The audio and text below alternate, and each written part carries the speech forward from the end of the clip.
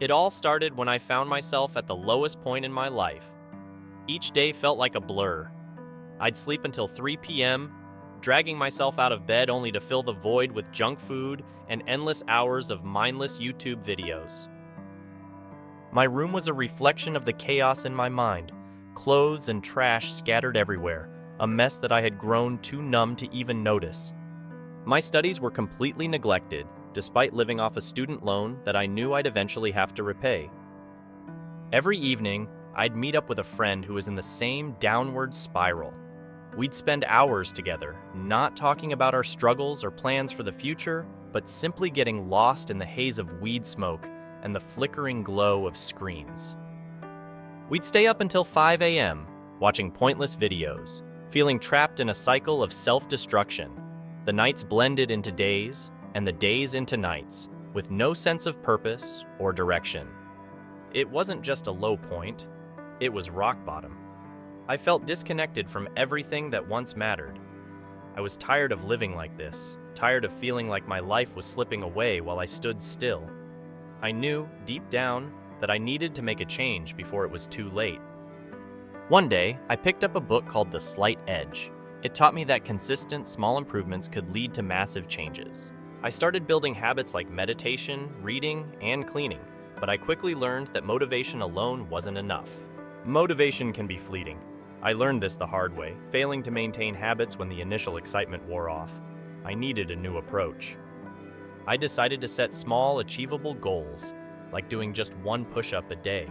The task was so small I couldn't fail, and soon I was doing more without even realizing it.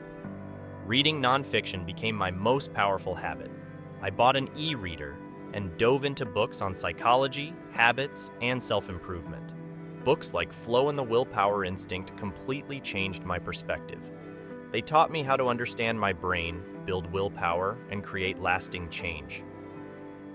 As a psychology student, I became fascinated with dopamine, the chemical that drives our motivation. Activities like watching TV or playing video games give us a massive dopamine hit, but too much can reduce our dopamine receptors, making it harder to feel motivated. I realized that overexposure to these high dopamine activities was actually reducing my motivation and making it harder to focus on what really mattered.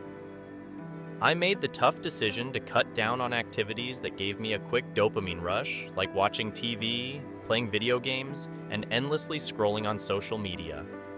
And instead, I shifted my focus to activities that truly improved my life.